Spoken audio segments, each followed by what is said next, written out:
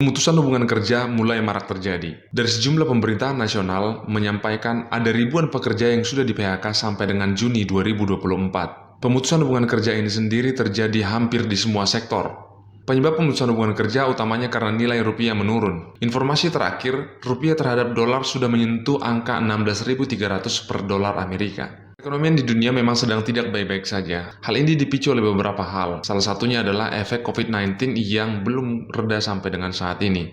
Dan salah duanya adalah perang Ukraina dan Rusia serta perang di Timur Tengah antara Palestina dan Israel yang belum juga reda. Kalau besok kalian akan di-PHK atau dipecat, apakah kalian sudah siap?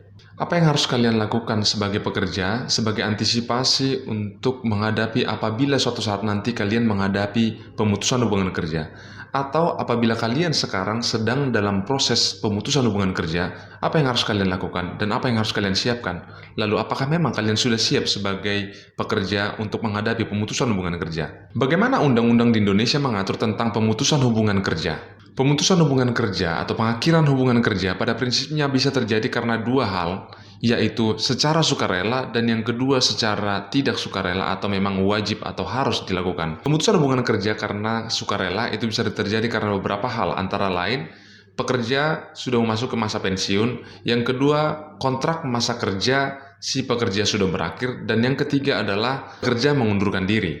Sementara PHK yang secara tidak sukarela adalah karena perusahaan melakukan pemutusan hubungan kerja terhadap si pekerja. Pemutusan hubungan kerja secara tidak sukarela itu biasanya kita sebut dengan dipecat. Berdasarkan Undang-Undang Nomor 11 Tahun 2020, sebagaimana terakhir telah dirubah dengan Undang-Undang Nomor 6 Tahun 2023 tentang Cipta Kerja, ada beberapa alasan yang mengakibatkan perusahaan melakukan pemutusan hubungan kerja terhadap pekerja. Antara lain, efisiensi, perusahaan pilot, perusahaan dalam keadaan penundaan kewajiban pembayaran utang, atau perusahaan mengalami kerugian secara terus-menerus selama 2 tahun. Sementara itu, berdasarkan pasal 153 Undang-Undang Nomor 13 Tahun 2003 tentang Ketenagakerjaan, pengusaha dilarang melakukan pemutusan hubungan kerja dengan alasan sebagai berikut. Undang-Undang Ketenagakerjaan juga sebenarnya sudah mengatur di dalam pasal 150 dan pasal 156, perusahaan diwajibkan oleh undang-undang untuk membayar uang pesangon, uang penghargaan masa kerja, dan uang penggantian hak. Lalu apa jadinya jika perusahaan melakukan pemutusan hubungan kerja terhadap pekerja, sementara perusahaan tidak membayar uang pesangon, uang penggantian hak, dan uang penghargaan masa kerja terhadap pekerja? Di dalam video ini saya membaginya menjadi dua fase, yaitu fase persiapan dan fase berperkara. Fase persiapan adalah hal-hal yang harus kalian persiapkan untuk menjaga kalau suatu saat nanti kalian harus menghadapi pemutusan hubungan kerja. Sementara fase berperkara adalah tahapan-tahapan berperkara di dalam perselisihan hubungan industrial dan hal-hal yang harus kalian persiapkan. Di dalam fase persiapan saya membaginya menjadi 5 bagian. Kita masuk pada bagian pertama. Fase persiapan yang pertama adalah pekerjaan atau sumber penghasilan kalian berikutnya. Kalau misalnya kalian mengetahui ada informasi dalam waktu dekat perusahaan akan melakukan pemutusan hubungan kerja dalam rangka efisiensi, sebaiknya kalian bersiap-siap untuk mencari pekerjaan baru atau sumber penghasilan baru yang dapat menopang dan memenuhi kebutuhan hidup kalian selanjutnya. Jadi begitu kalian dipecat atau di PHK, hal yang paling utama kalian pikirkan itu adalah bukan mengajukan tuntutan kepada perusahaan, tetapi memikirkan opsi-opsi dan pekerjaan cadangan atau usaha setelah kalian tidak bekerja lagi di perusahaan yang melakukan pemutusan hubungan kerja kepada kalian. Kenapa tidak lebih utama memikirkan tentang melakukan perlawanan terhadap perusahaan? Karena hal ini dapat meracuni pikirannya kalian. Kalau kalian lebih utama memikirkan bagaimana caranya menuntut perusahaan, maka yang ada di pikirannya kalian adalah mengumpulkan sebanyak mungkin bukti bagaimana menemukan kesalahan perusahaan, bukan mencari pekerjaan atau membuat usaha baru. Fase persiapan yang kedua adalah surat keterangan kerja. Surat keterangan kerja sangat kalian butuhkan pada saat kalian mencairkan BPJS Ketenagakerjaan atau kalian melamar ke perusahaan yang baru. Beberapa perusahaan itu sangat membutuhkan surat keterangan kerja. Kalian berapa lama bekerja di perusahaan yang sebelumnya. Sembari mencari pekerjaan, besar kecilnya dana yang ada di BPJS Ketenagakerjaan itu tentu sangat membantu kalian untuk menopang kebutuhan hidup kalian sehari-hari sampai kalian mendapatkan pekerjaan. Nah, untuk mencairkan BPJS Ketenagakerjaan, itu salah satu persyaratannya adalah surat keterangan kerja. Permasalahan muncul ketika perusahaan tidak memberikan surat keterangan kerja kepada pekerja karena perusahaan menilai pekerja ini akan melakukan tuntutan atau perlawanan terhadap perusahaan. Nah, itu makanya saya sangat sarankan kepada teman-teman pekerja supaya pada saat kalian sudah menerima surat pemutusan hubungan kerja, sebaiknya kalian jangan sampai terlihat memiliki intensitas yang sangat tinggi untuk melakukan tuntutan atau gugatan kepada perusahaan. Fase persiapan yang ketiga, perjanjian kerja.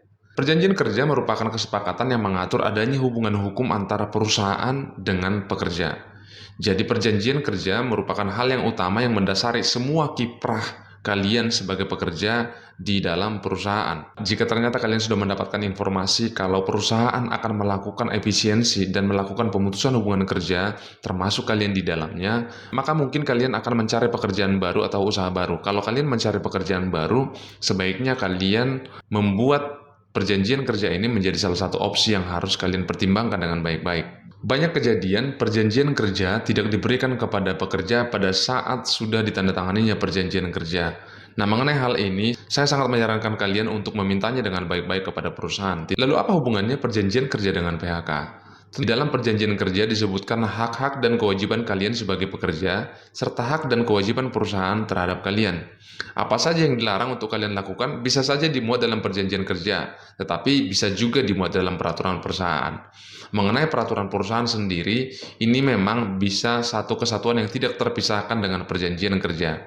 Peraturan perusahaan memang harus didaftarkan kepada Dinas Tenaga Kerja setempat supaya peraturan perusahaan tersebut bisa berlaku di dalam perusahaan. Sehingga pemutusan hubungan kerja itu bisa didasarkan pada apa yang kalian sepakati dengan perusahaan di dalam perjanjian kerja, atau ada hal-hal yang kalian langgar menurut peraturan perusahaan. Kalau misalnya nanti pada saat fase berperkara, kalian berencana untuk melakukan perlawanan kepada perusahaan dengan mengajukan gugatan. Dasar yang paling utama menjadi acuan kalian adalah perjanjian kerja kalian dengan perusahaan, kemudian peraturan perusahaan, dan peraturan perundang-undangan yang berlaku. Harus diingat pula bahwa syarat sahnya suatu perjanjian, termasuk perjanjian kerja yang kalian tandatangani, diatur dalam pasal 1320 Kitab Undang-Undang Hukum Perdata. Maka peraturan perusahaan dan perjanjian kerja tidak boleh melanggar peraturan perundang-undangan yang berlaku. Fase persiapan yang keempat adalah dokumen-dokumen. Ingat selalu untuk menyimpan semua dokumen-dokumen yang pernah kalian tandatangani, termasuk kontrak, baik itu perjanjian kerja waktu tertentu atau perjanjian kerja waktu tidak tertentu. Mengenai perjanjian kerja waktu tertentu dan perjanjian kerja waktu tidak tertentu, saya akan membahasnya dalam video yang lain.